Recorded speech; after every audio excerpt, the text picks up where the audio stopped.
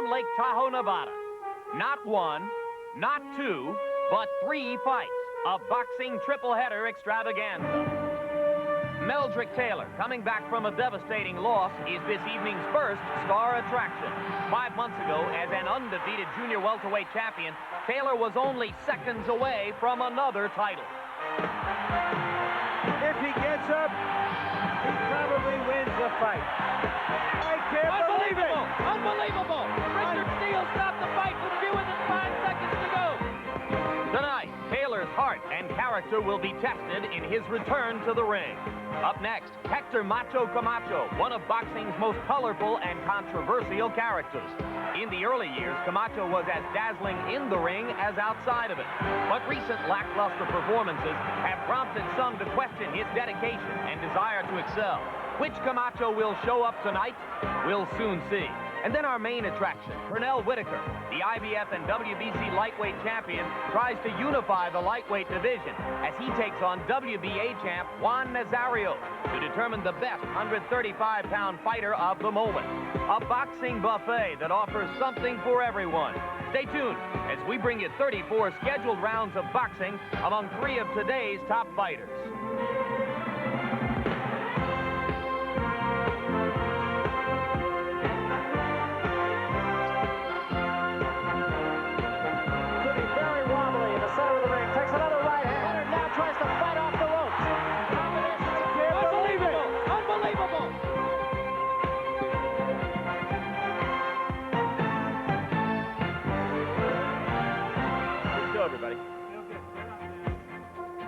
Tonight, World Championship Boxing comes to you live from Caesars Tahoe in beautiful Lake Tahoe, Nevada. As HBO Sports presents an action-packed boxing triple-header. This evening's card begins with 2 junior welterweight fights. First, former champion Meldrick Taylor returns to the ring to take on Primo Ramos. Next, the undefeated and ever-colorful Hector Macho Camacho faces Tony Baltazar. And then in our main event, a unification for the lightweight title as IBF and WBC champion Pernell Whitaker meets the WBA champion Juan Nazario. And amid the splendor of the Lake Tahoe area, nestled high in the high Sierra Mountains on the California-Nevada border, next to one of the most beautiful lakes to be found anywhere in the world, an enthusiastic crowd files into the outdoor arena at Caesars Tahoe, many of them still buzzing in their boxing talk about what happened to Meldrick Taylor against Julio César Chávez almost exactly 5 months ago. And hello again, everybody. I'm Jim Lampley. We welcome you to a triple header in which you will be seeing, surely, 2 of the best pound-for-pound fighters of the world in Meldrick Taylor and Pernell Whitaker, and another in Hector Camacho, who at one time in his career certainly ranked as one of the best pound-for-pound, and who may yet do so again. For more on this card, we turn to our HBO boxing analyst, Larry Merchant. And Larry, in the nearly 2-decade history of boxing on HBO, we've never had a triple header before, but here we are. What's the significance of this card? Well, it reminds me of what the great Ernie Banks used to say when he was a star for the Chicago Cubs. Let's play 3. And, of course, we're going to have 3 today, believe it or not. Usually when a promoter tries to sell 3 main events, it's because none of them by themselves sell themselves. But this card does have something going for it, a couple of big things. One, it does have 3 of the better fighters on the planet. And together with Julio César Chávez, Taylor, Camacho, and Whitaker may do for the 90s what Leonard, Hagler, Hearns, and Duran did for the 80s. Secondly, although they're heavily favored, the opposition is not made up of walkovers. None of these guys is going to go down and stay down the first time they're hit with a solid punch. The collective record of the opposition is 92-12. So as referee Mills Lane is sure to say later on, let's get it on. Good point. No tomato cans among the opposition. Case in point, Primo Ramos, the man who will fight Meldrick Taylor in fight number 1, as Taylor finds himself in a situation quite analogous to the one in which our Ray Leonard found himself 10 years ago when he tried to come back from the loss to Roberto Duran. Ray, how strong is the analogy, and what's in the mind of Meldrick Taylor tonight? Well, Jim, for any celebrated undefeated fighter, a loss is a horrible experience. You know, you go through a state of depression, and Meldrick Taylor felt that. He went through that phase. But also, you get a very valuable experience because, in retrospect, you see what you've done wrong and what you could do better. And for Meldrick Taylor, This particular fight here, you may see him being very tentative in the early rounds until he gets going. As was the case, I think, in your loss to Duran, Taylor hasn't lost any stature within the sport as a result of the loss to Chavez. If anything, his image has grown. But nevertheless, there was tremendous disappointment in the loss, and it is that disappointment which has occupied the mind of Meldrick Taylor for most of the last 5 months.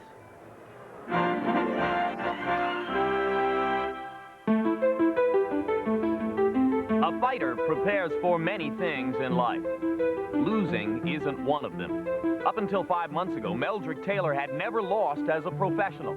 That all changed the night he met Julio César Chávez. He is the current IBF Junior Welterweight Champion of the World, Meldrick Taylor. Look at the speed of Meldrick Taylor's flurry, reminiscent of a young Ray Leonard. Whoa, beautiful Trading combination. punches inside, and Chavez again seems to wobble slightly as Taylor lands at will. Brilliant stuff from Meldrick Taylor. Chavez on the verge of going down. A desperate and determined Julio César Chávez tries to take out a fading and battered Meldrick Taylor, who has completely dominated him through most of the fight.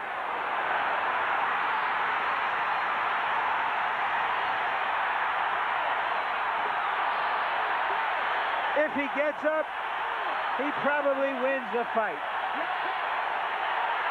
I can't believe it. Unbelievable! Richard Steele stopped the fight with fewer than 5 seconds to go. Chavez had done the impossible. Taylor's corner was in a state of disbelief. Whether referee Richard Steele stopped the bout too quickly will always be open to question. But Steele wasn't the only one to be second-guessed. Many of trainer Lou Duba's actions were also being re-examined, such as why he instructed his tired fighter to stay close to Chavez in the last round when the scorecards later showed and Duba believed Taylor was ahead in the fight. You want to be champion of the world? You need it now. You need this round. No, the fight is hanging on this round here, Mel. A lot of people have second-guessed me on this here and whether I did the wrong thing by sending him out there. No, my instructions to him was stay low, turn this guy around, but win the round. He did that for 11 rounds. He did that for. Why shouldn't he do it the 12th round? If I had to do it all over again and had that last round to go over again, I would use my own judgment. I would basically listen to myself, you know, do what my body was able to do in that last round. But I would probably box a little differently next time. Another question. Was Taylor's inability to answer referee Richard Steele the result of being distracted by his own trainer, who climbed onto the canvas before the fight had been stopped? Well, when Lou Duba came on the ring apron, I turned to my right side and looked in the corner, and I think that distracted me when Richard Steele had asked me, was I okay? Despite all the controversy, the fact remained Taylor had lost his title in a devastating manner and suffered a terrible beating. After the fight, he was rushed to a local hospital and treated for severe dehydration and a fractured bone along his eye. For Taylor, his life would quickly change. In the upcoming weeks, there were periods of depression. He tried to hide from the world. Losing was an all too new and too uncomfortable experience. Your body can always heal before your mind can heal. Physically, I healed in a few days, but mentally, the thought kept nagging at me of the pain that I went through and the anguish that I went through. Time and time again, Meldrick watched the end of the fight, hoping it was all a bad dream and that soon he would awaken, still as champion. When I watch the tapes, I get upset and depressed. But it took me a long time to accept what happened and be able to put that in the past and say, look, I want to go on with my career. You know, I want to have a future in boxing. So I had to take this as a learning experience and had to come back much more stronger. Meldrick Taylor discovered time heals all wounds. With the help of his family and of trainer Lou Duba, Taylor was able to find within himself the self-confidence necessary to try to regain the title. I'm on a mission now to be a world champion again. If you can get something out of a mistake, if you can learn from your mistakes, or if you can learn something from doing anything in life that makes you prepared for something else, then I think that is something that's positive that you did in your life. The sign of a true champion is how he comes back from adversity. Tonight, Meldrick Taylor will discover whether he has the heart of a champion. And now Meldrick Taylor prepares to enter the ring. Fighting tonight, Primo Ramos. Ramos, who took a fight on short notice against Taylor back in 1987, gave him a little bit of a tussle in a route-going performance. Indeed, rocked him with a left hook in the 5th round. And we take a look now at the record of Primo Ramos, the man who will be tonight's opponent for Meldrick Taylor. 39 wins, 6 losses, and a draw on the record, although one of the 39 victories as listed as a 1985 win over someone named Jose Castillo in Mexico, and our own interpreter, former 2-time champion Ruben Castillo, remembers beating Primo Ramos, and that bout is not listed on the record. So there might be a couple of discrepancies here and there, but never mind. This is a tough professional fighter, and Ray Leonard, he may have some weapons of his own to bring to the bout with the ultra-skilled Meldrick Taylor, as you give us the tip of the night for this fight. Well, Jim, boxing is the name of this game. So Meldrick Taylor should use that great hand speed, throw those beautiful combinations, get in and then get out. Just get out of harm's reach, because fighting Ramos, he's going to find himself in a few exchanges and he doesn't want to be there. In their first meeting, Ramos had an opportunity to connect with the, in fact, this is Chavez, the right hand, because what happens with Taylor, he drops his hands a lot of times. With Ramos, he needs to stay physical, fight his fight, get inside, work the body, and then work the head. This time, I think we're going to see a much more active Ramos, because he had adequate time to get in shape. He better stick to his own style and try not to outbox Meldrick Taylor, because in trying to outbox Meldrick Taylor, he's going to end up on the losing end of the stick. And a good look at Meldrick Taylor. As we check the tail of the tape, they weighed in over the 140-pound limit where Taylor had held his world championship. Indeed, he has said that he will never again fight at 140 pounds, that he is going up to the 147-pound welterweight limit from here. You see there that Ramos is 30 years old, and it's a pretty well-traveled age, 30. He's been boxing continuously ever since he was 14 years old. Let's take a look at some of the punch stat numbers. This is what happened in their first fight. Taylor was throwing many more punches then than he did later in his career, as he settled down to throw harder punches. But again, I can't accent enough what Jim and Ray have already said, that Ramos had only a few days to prepare for that fight. He's had a full month to prepare for this. Here you can see the jabs and just how many punches Taylor was throwing, and that Ramos isn't looking to throw the jab. Rules for the bout are those of the Nevada State Boxing Commission. 3 judges scoring the fight, 10-point must system. No standing 8 count. The 3 knockdown rule is in effect. The bout ends if a fighter is knocked down 3 times in 1 round, and you can be saved by the bell in the last round only. And now we go up to the ring announcer here in Lake Tahoe, Jim Hall, for the pre-fight introduction. Ladies and gentlemen, this fight is sanctioned by the Nevada State Athletic Commission. Dr. James Nave, Chairman. Commissioners Dwayne Ford, Dr. Elias Ghanem, Luther Mack, and Jay Nady. Executive Director is Chuck Minker. And now, ladies and gentlemen, from Caesars Tahoe, Main Events Monitor, and Madison Square Garden, present our first bout of the evening, scheduled for 10 rounds in the junior welterweight division. Our referee for this contest is Carlos Padilla. Introducing first in the red corner, he's wearing the red trunks with the white trim. He weighs 143 pounds. He's from Albuquerque, New Mexico. He sports a record of 39 wins against 6 losses and 1 draw, with 28 wins by knockout. He's the number 2 ranked challenger. Here's Primo Ramos.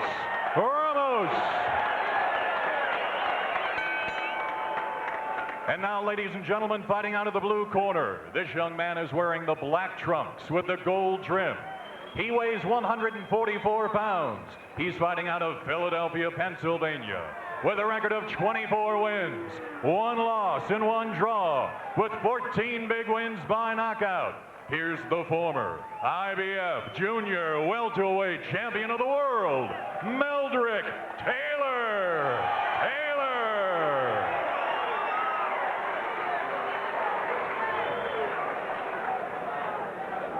Who's the chief seconds? You're the chief seconds? Okay, Meldrick, Primo, you were already given instructions in your respective dressing room. Any question? Okay, seconds come out fighting. Ramos was pinning his hopes on, one, the fact that he has had a full time to prepare on this occasion, and secondly, he is openly hopeful that Taylor is punch shy and intends to test him early. And you see the heavy knee brace that Meldrick Taylor is wearing, and that is left over from an old injury more than 2 years ago. It is not a significant problem for him now. The brace is worn more as a precaution than anything else.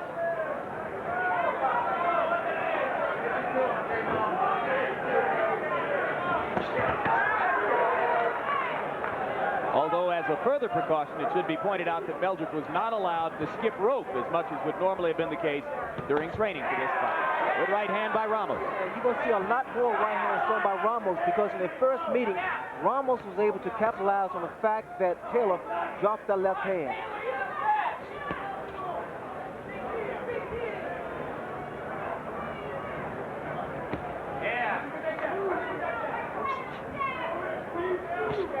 Right now, Meldrick Taylor is still tight. He's not loose yet.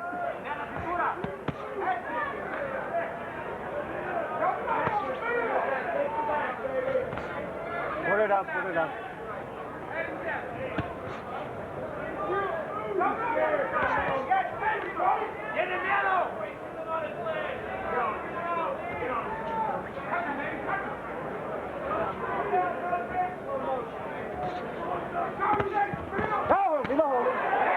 Good exchange inside. Ramos digging 2 rights to the body. And already you see the clear evidence that Primo Ramos is no stiff, no mere opponent. He's fought a lot of good fighters. In their first encounter, Ramos was able to rock Taylor with a left hook. Ramos has a very potent left hook when he gets it in. He had a win 6 years ago over Roger Mayweather. And as Pernell Whitaker and Julio César Chávez would attest, a win over Mayweather is no small accomplishment.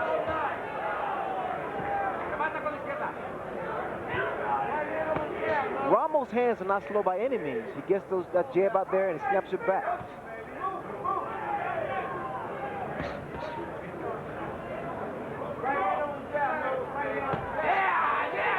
On the other hand, Taylor's hands may be the fastest in the sport. Meldrick Taylor's hands are so quick. He's able to get his punches in and jump out. A lot of times he has a tendency to stay there just too long. And this is what Ramos wants. Ramos with the right hand lead over the dropping Taylor left. A very smart move by Ramos. Another right to the body inside for Ramos. It's been a good round for him. Solid left hook. Okay, bring it up, bring it up. Stand up, stand up.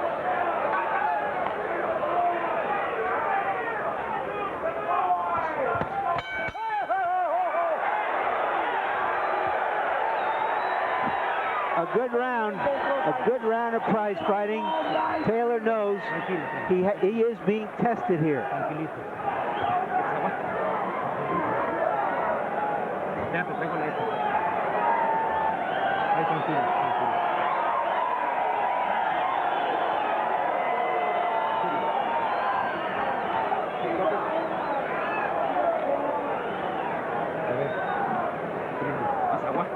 No, ya con eso.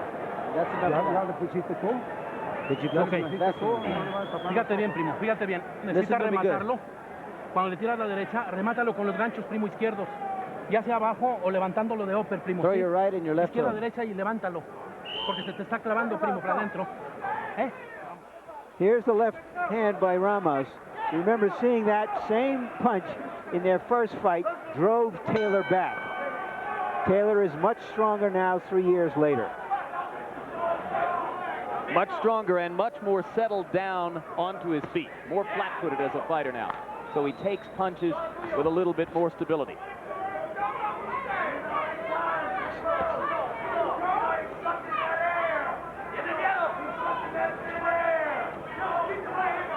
You see what Taylor did just then. He feigned.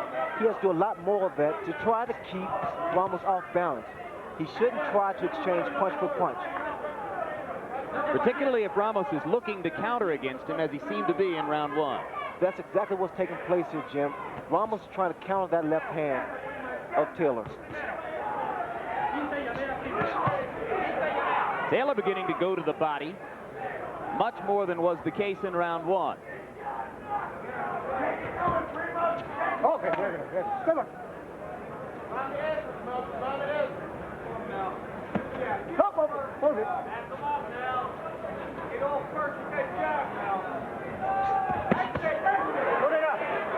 Carlos Padilla telling Meldrick Taylor to bring it up.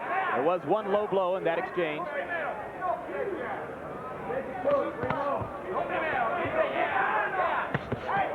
Solid left hand by Meldrick Taylor.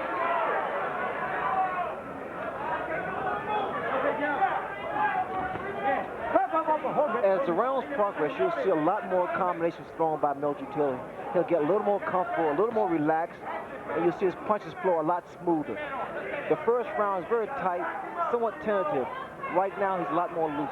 Coming off the Chavez fight, was round one from Taylor about what you expected, Ray? I really expect that because normally after a devastating loss, you're trying to regain your composure and your style, and he did that in the first round.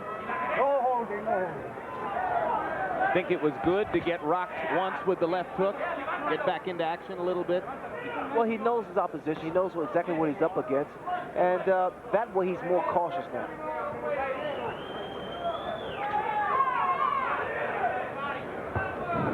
What Taylor needs to do is try to bring those hands down on Ramos, because Ramos keeps those hands very high. Well, surely that's why he attacked the body in the first minute of this round. Well, the way Ramos keeps his hands is a good indication he's had very good training. Because from day one, you're taught to keep those hands up at all times.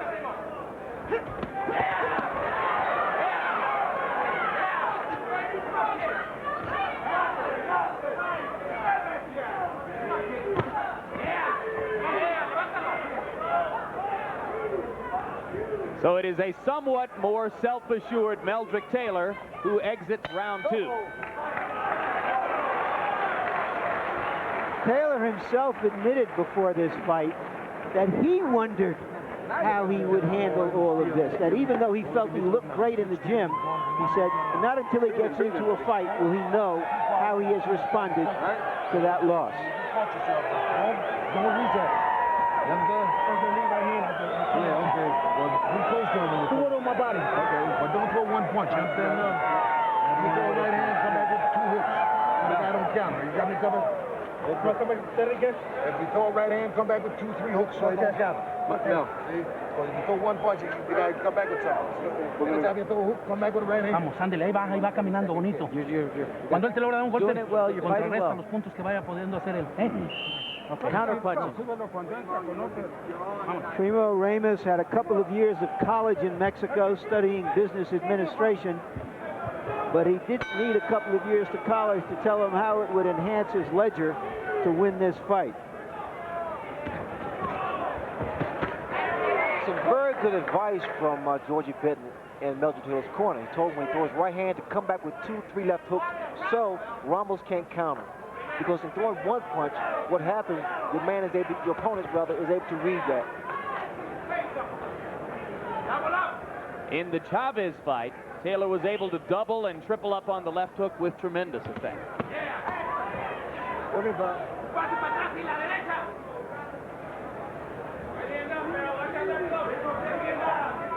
Lou Duba shouting, keep the right hand up, watch out for the left hook.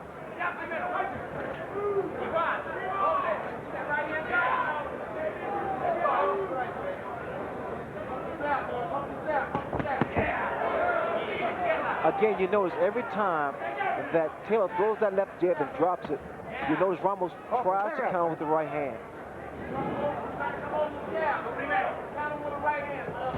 Meanwhile, our interpreter, Ruben Castillo, passes along that between rounds in the Ramos corner, he was instructed to throw the hard right hand because it's their belief that Taylor may still be a little shell-shocked from the right hand with which Chavez put him down.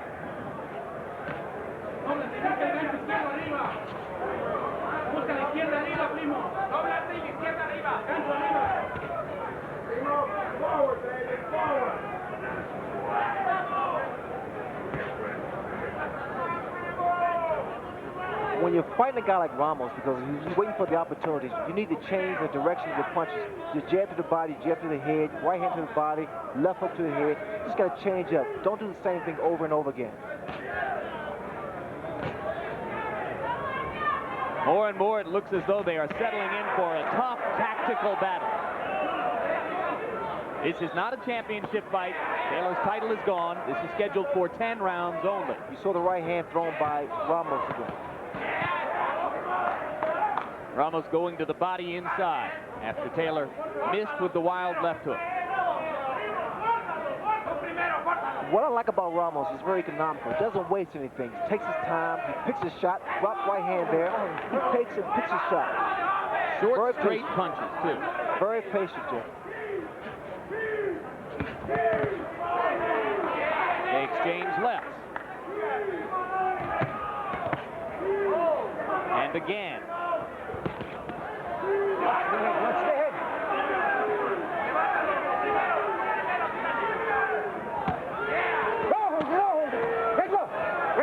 Another series of low blows from Taylor. Got away with some in the first fight against Ramos 3 years ago.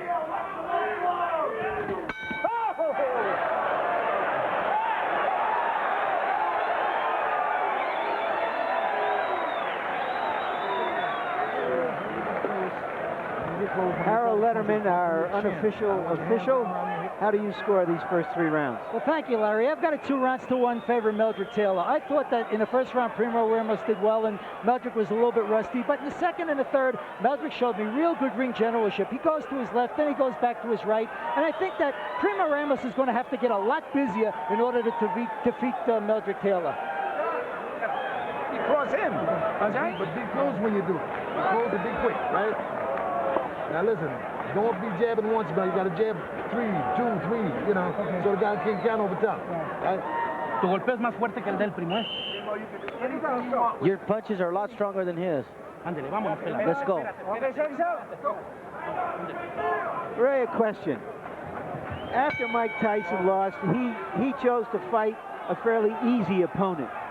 After Meldrick Taylor lost, he's in there with a real tough professional. What do you think is best for a fighter in that situation? You know, normally, like with me, you get right back in there with a tough opponent, because with a lighter opponent or lesser opponent, you have a tendency to fall prey to not being motivated. So if you fight a guy that's formidable, you're going to train hard. And the way Meldrick Taylor looks now, he's trained very hard for this fight. But again, there were questions that he wanted to have answered, whether or not he still had it. Well, he ought to get some answers here. This guy's tough.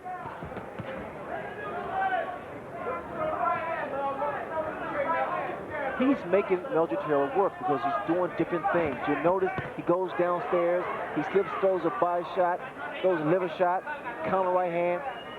He's making Meldrick Taylor work. Well, there's no basic fundamental that he can't cover. He's a very shrewd fighter, very good fighter, Ramos. But on the other hand, he's up against one of the most spectacularly talented physical specimens in the sport. I mean, Meldrick Taylor is a gifted fighter. Meldrick Taylor can do everything in the ring. He can box, he can punch, great hands, great legs, and he's a thinking fighter.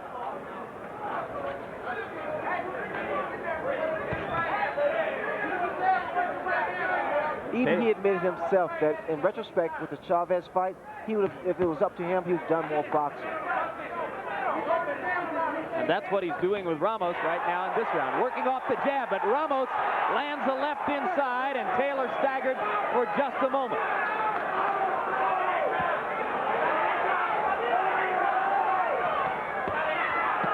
Those shots thrown by Ramos to the body are devastating body shots.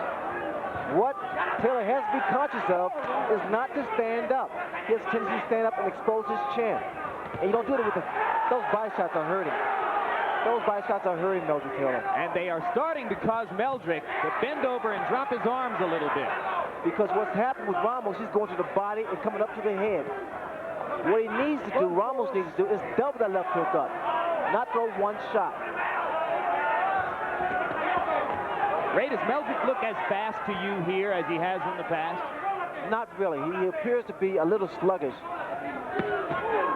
Tentative at times, like that when he walks in. I don't like that because he comes in with his chin exposed.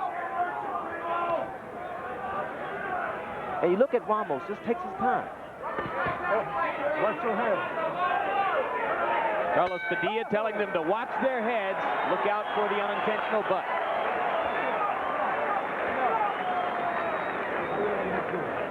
Okay, listen. Walk in behind the jab. Stay close to him. Come on. Fight him on the inside. What do you think? But now the hands up behind now when you go up there. Don't put too much grease. Now listen.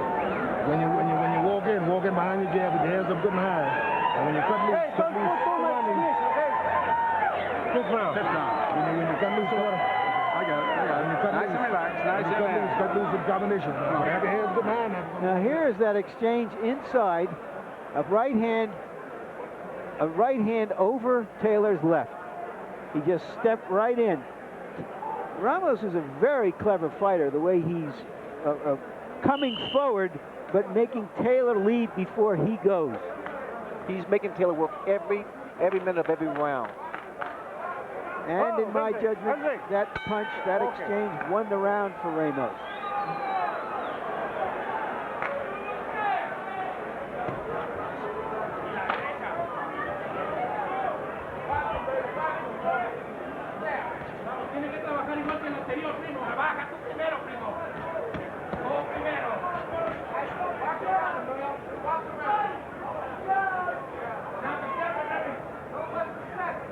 With that knee brace on, Meldrick Taylor doesn't have the same kind of fluid movement, the nice fluid movement that he normally has.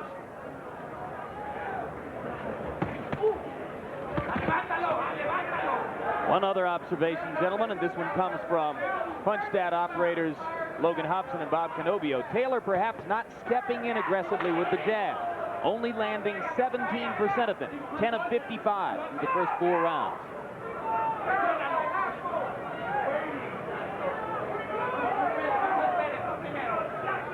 What's going to make a difference in this fight also is the altitude. Because what happens when the fighter has to fight each round, it wears him down. And Ramos is not really working that hard until he gets inside, until he gets close.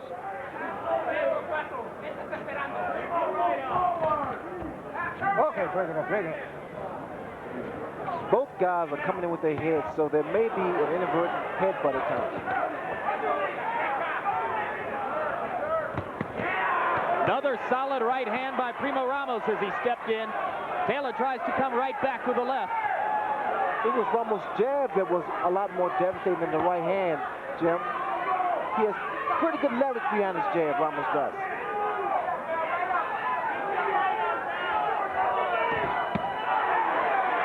Now, this is what I don't particularly like in Taylor, when he stops and poses and tries to get inside, because what happens, he's giving Ramos an opportunity to land a shot too.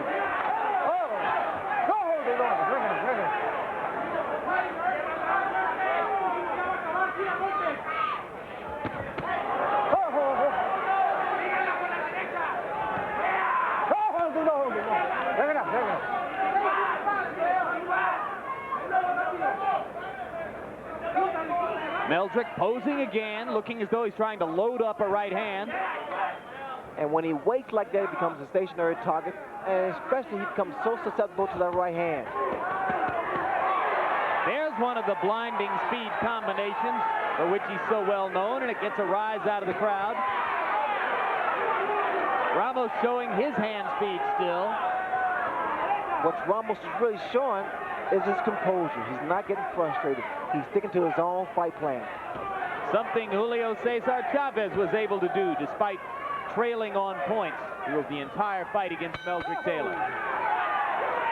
5 very tough rounds in a good fight so far, and just the first of 3 this evening on HBO. The second of the 3 fights coming up. Hector Camacho, undefeated, 38 wins and no losses against another tough veteran fighter, Tony Baltazar, and we take advantage of an opportunity to sneak into Hector's locker room as he gets ready for the fight. Let's take a look at Hector Camacho. Macho time. Macho time. Hey, Keisha, Ray Taylor, everybody. Macho time. I'm doing all right. I'm talking to you. I'm talking to my family. Hey, hey. Hector, relieve the suspense for us. What are you going to wear tonight? Oh, come on, Barry. Hey, back to my house. Hey, Keisha, hey. Hey, I don't know. I'll look pretty like always. You look very relaxed, Hector. Oh, thank you. What do you think of this fight so far? I can't see nothing. I don't got no TV. But I'll stop. I'll tune in a little while. Hey, everybody, all my puppies, my kids, Macho Princess, hey. He goes to bed talking like that. A master of self-celebration.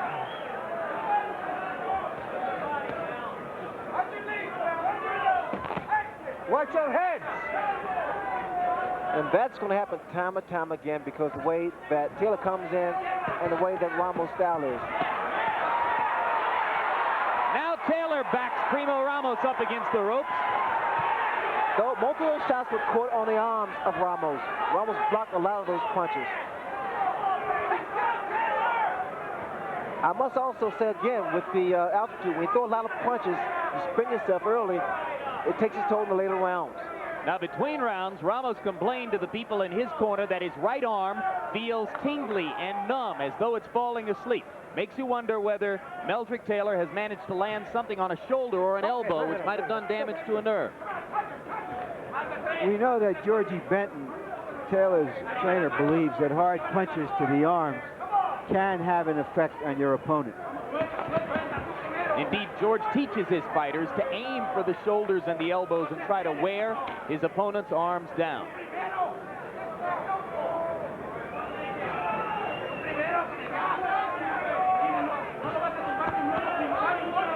Taylor smiles as Ramos grazes him with an uppercut inside.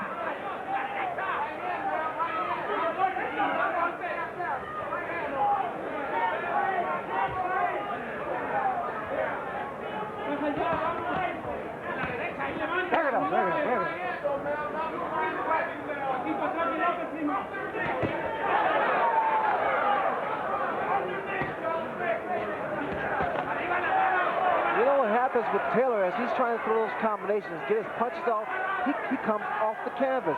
He's moving straight ahead, which is a bad habit. Because what happens if a guy does counter you, and it doesn't have to be a hard punch, you'll go down 9 times out of 10.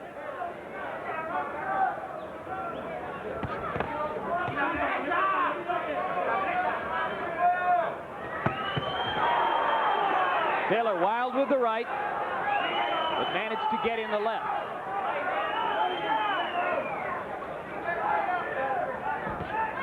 Now Ramos is making a mistake. He's not throwing any punches. He's just posing. He should be doing more work inside. He should be forcing this fight a little more. Maybe preoccupied with the right arm, and now Taylor does get bumped on the head, just as Carlos Padilla has suggested would happen.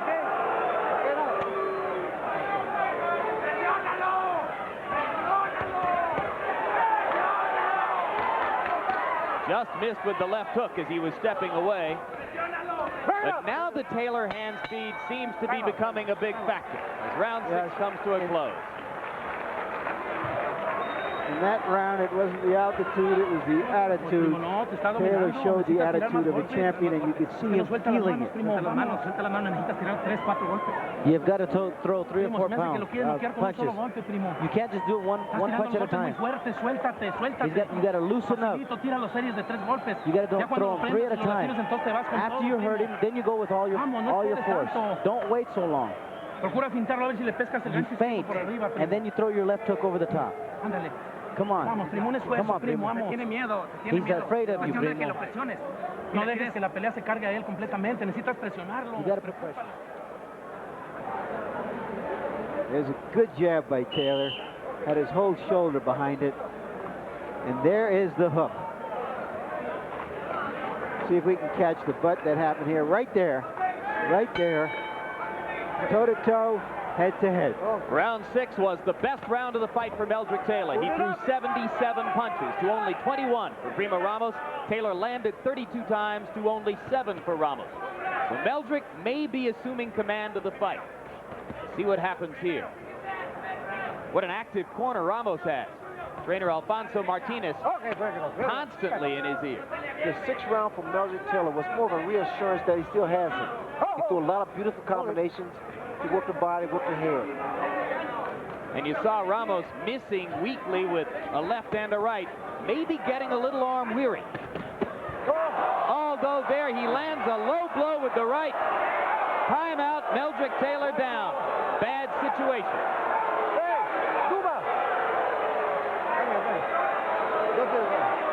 He's got 5 minutes to recover it. This is a replay of a situation that took place in the first Taylor-Ramos bout. Ramos trying to point out that Taylor grabbed his head, and that's why he threw the low blow. He pulled his head down. Well, I'm sure we'll have a look at that later on, but both fighters have landed low blows.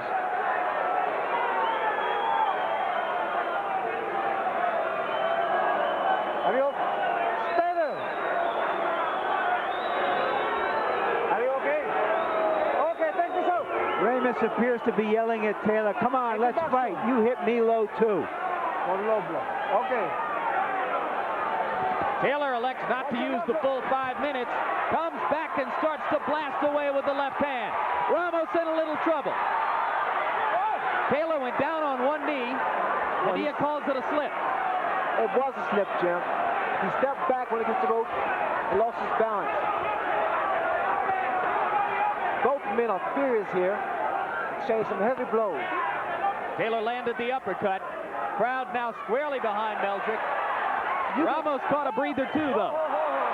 At this point here, Jim, anything can happen. This is when you can almost expect a knockdown. It's almost inevitable when two guys are angry at each other and have a tendency to take more shots than necessary.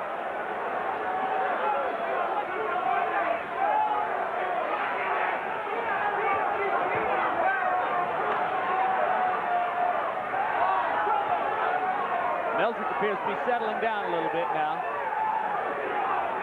I think Meldrick Taylor shows a little frustration in Primo.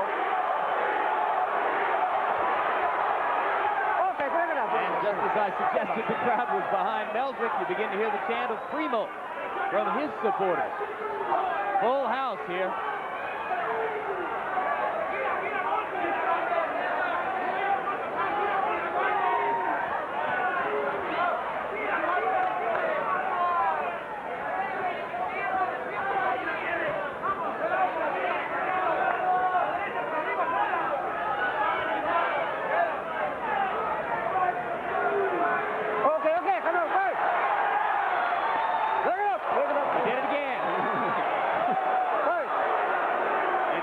Down at us as if to say, what's with this guy?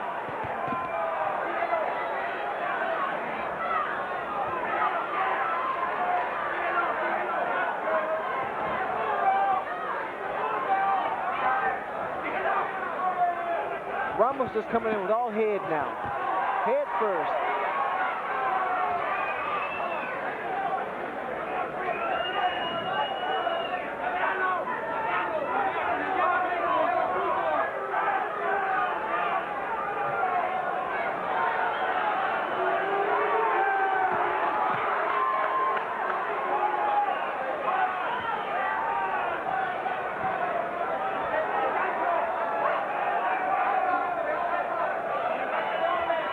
Meldrick is still feeling the effects of the low blows. Is that why he's dancing away and running, Ray? I believe so. I think because it was a good shot to the below the belt, and he's just trying to buy his time.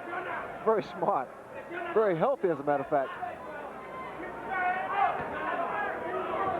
This is a marathon round. Taylor right now is just trying to actually get a second win. Trying to take a breather. And round 7 finally comes to a close. It felt like it started in May. Well, as an old track coach I knew used to say, this ain't no county meet. These guys are serious. Yeah, Harold, how do you have it now? Well, Larry, I've got it 5 rounds to 2 in favor of Meldrick Taylor. I think that Meldrick is constantly getting off first. And, you know, effective aggressiveness means so much to a judge. Meldrick Taylor in rounds 5 and 6 back to Primo Ramos constantly. He took the fight to him. He gave him a good old-fashioned whipping. And Primo Ramos was just waiting too long. It's an intentional, but then it's damage done. Now let's get to the bottom of that low blow if we can.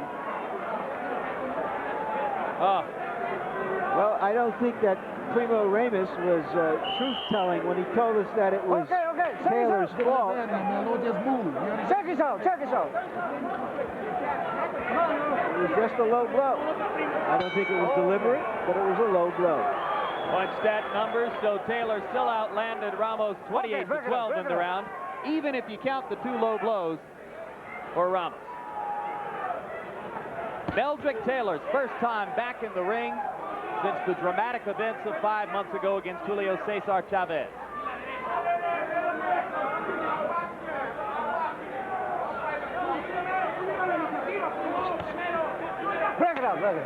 Not terribly surprisingly, Ramos asked his corner between rounds what round it was, what's coming up. Pretty easy to get lost in this fight. Meldrick Taylor is starting to dictate the tempo of the fight. He's fighting his fight. He's making Ramos fight his fight. Ramos actually just posing at times. And you see there the combination thrown by Meldrick Taylor.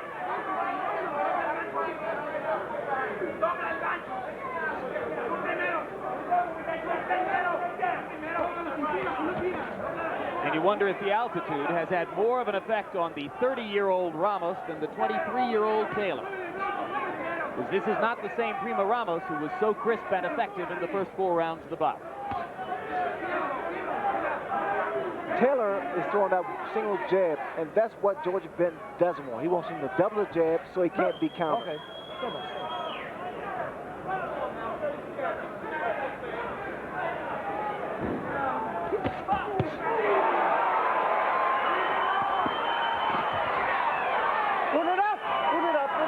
I think as long as Taylor finishes up with the left hook, he's going to be okay.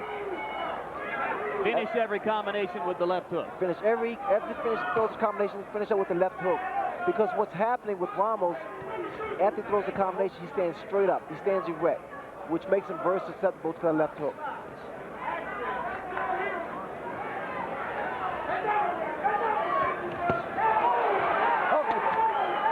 Crowd liked the roundhouse right, but it actually landed more with the open fist than with the effective part of the glove.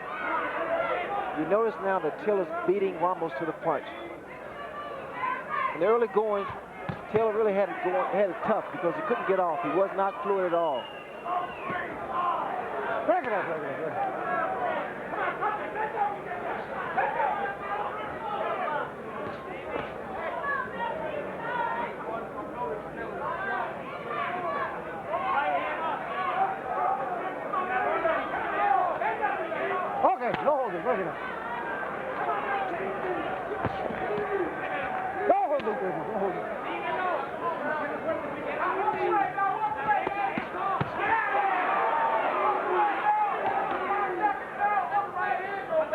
Ramos needs to fight with more aggression because fighting this particular style, this particular tempo and pace, he's not being effective. He's playing into Meldrick's hands, and now 7 rounds are complete in the battle between Meldrick Taylor and Primo Ramos. First of 3 and the first ever triple header on HBO Sports, to be followed by Hector Macho Camacho against Tony Baltazar, and that one to be followed by the lightweight championship unification battle between 2-belt titleist Pernell Whitaker and WBA champion Juan Nazario. Throw a lot of punches, Primo. Throw a lot of punches. When he goes down, you pick him up with some uppercuts. And he gives you that opportunity to pick him up with uppercuts. Throw your right hand. Cover yourself up with your left hand. Go out from one side and go out to the left. 9 rounds. 9 rounds. Be alert. Be alert. Have a good eye. Hands up, good eye. Check this out. Check this out.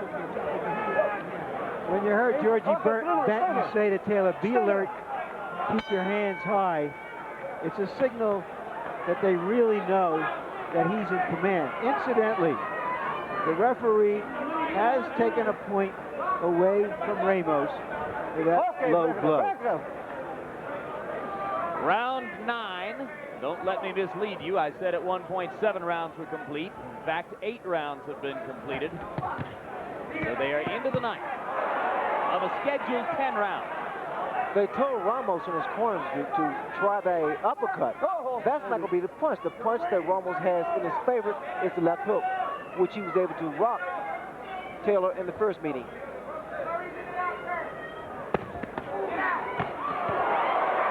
Left hook landed for Taylor.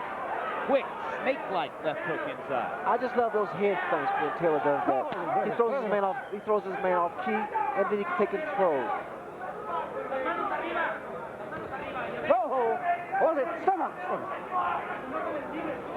Trickle of blood from the left nostril of Primo Ramos' nose.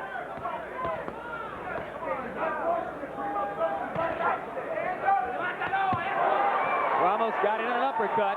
That's what his corner was asking for. Uppercut, uppercut. Taylor comes back, and again the left hook. And more as Taylor throws, Ramos doesn't throw back. What's happening here? It seems as though Ramos is starting to wear down now.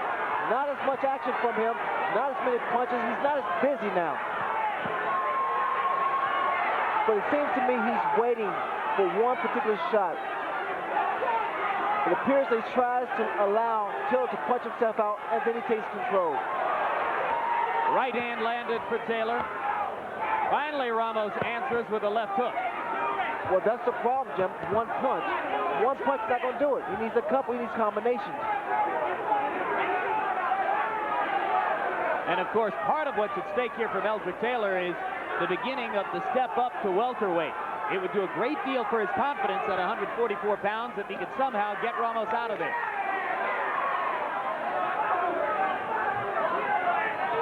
See, this is the mistake that Taylor made against Chavez. He stopped. And when he stops, he becomes a sitting target. This is what Ramos wants.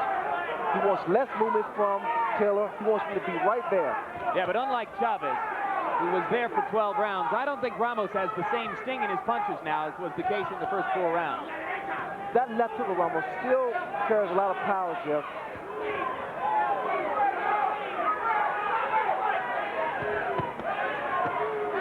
Finishing with the left hook twice, as you prescribed, Ray.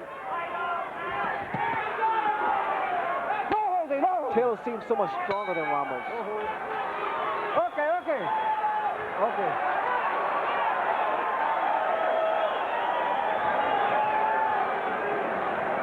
Fue el último round, Primo. Watch the low blows. Es el último round. Last round. Clean them off. Clean them off. Okay, last round. Give me some water. No es nada, That's nothing. I know. Primo, last round. Watch the low blows, Rap. Careful. Watch the low blows. Yeah, but use the jab. Stick it instead of up and down, right? For about a half a minute. Then move back in. You got me covered? Come on.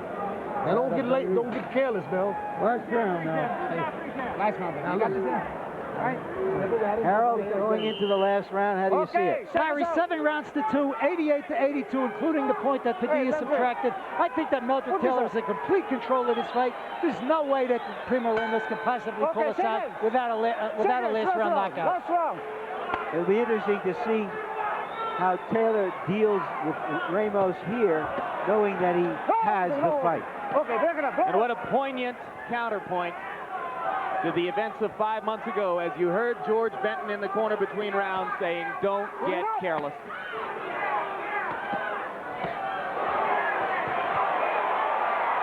Good stuff from Meldrick Taylor. A solid right and a left hook inside. Increasingly in command.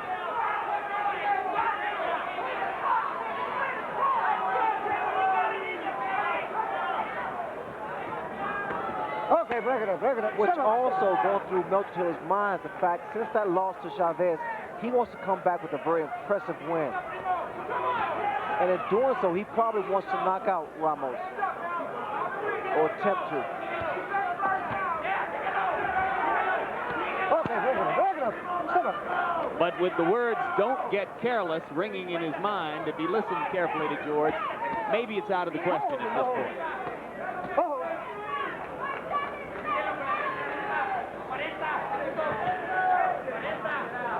What will be impressive about the win, if indeed Taylor goes on to a decision, is that he appeared for a while to be facing a difficult situation, and he managed to stare it down. But this is a perfect opposition for a fighter like a Meldrick Taylor after his first loss, because if a guy can punch, that means Taylor is not gunshot. And that was the big question hanging over Meldrick Taylor's head, whether or not he was gunshot. Taylor, if anything, looking quicker now in round 10 with his hands when he throws combinations. It may have been the case 5 or 6 rounds ago. Left hook landed for Ramos. Meldrick backed up. Less than a minute to go. You know what's going through Meldrick Taylor's mind, too? It's the fact he's reliving the same round, last round, of his fight with Julio Chavez. It's almost identical at this moment. If Ramos lands another left hook like that, a replay isn't out of the question. And Meldrick knows it, and he's on his bicycle.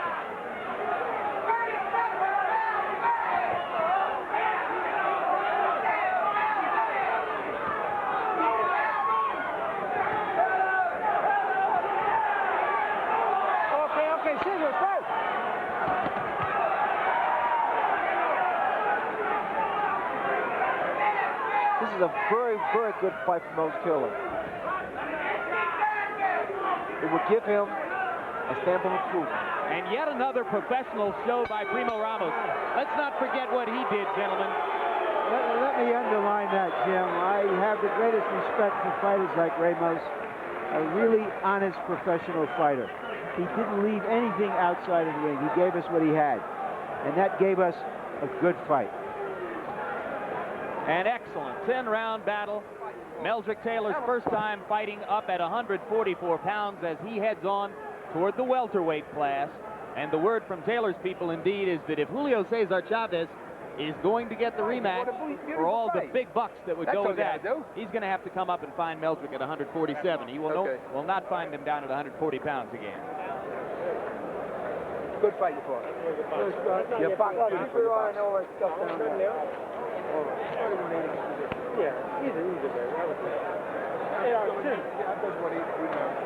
Sure. I'll get this one. I got it. What'd you think, Ray? You got the mouthpiece. I thought it was a very good fight for Meldrick Taylor. Again, coming off a devastating loss, this fight here was good for him because Ramos, no question about it, could punch and could hurt him. And it gave a stamp of approval to Taylor to let him know that he still has a good chin. Your final card, Harold Letterman, how do you score it? Larry, Jim, I had it 8 rounds to 2, 98-91 in favor of Meldrick Taylor. I just thought he was too quick, too fast. That getting off first and you know, taking it to Primo Ramos, that really impresses judges. Judges love a guy who shows effective aggressiveness, and Meldrick showed it all night. And you had him winning the last 6 rounds of the bout. Without question. And now we go up to ring announcer Jim Hall for the official decision. Ladies and gentlemen, from Caesars Tahoe, we have a unanimous decision. Judge Dave Moretti scores it 97-92. Judge Doug Tucker scores it 98-91. Judge Bert Clements scores it 97-92. Winner unanimous decision, it's Meldrick Taylor.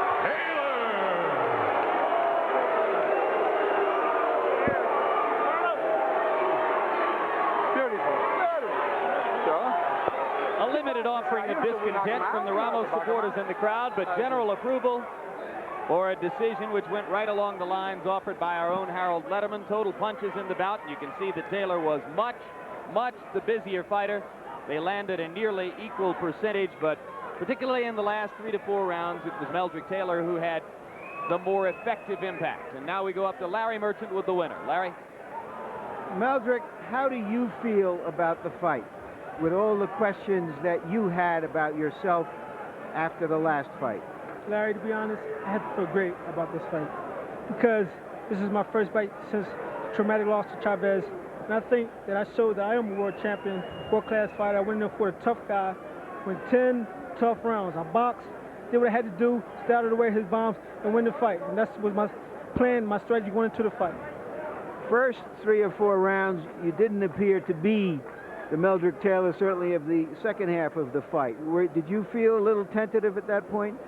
Well, I didn't really know how he was going to come at me, so I sort of tried to fill him out the first couple rounds, and I improvised on, leading to the middle rounds, and I realized that I wasn't going to knock this guy out, so I should just go ahead and be smart and box, use that jab, like my people tell me, lean over with the jab, throw 2-3 jabs in a row, and try to land with that right hand, throw combinations. The low blow, how badly hurt were you?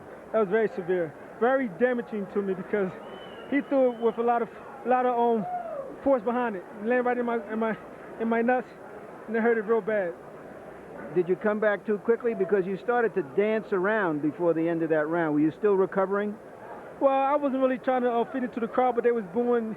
They're not in here. They don't realize that that's the most powerful punch that you could land.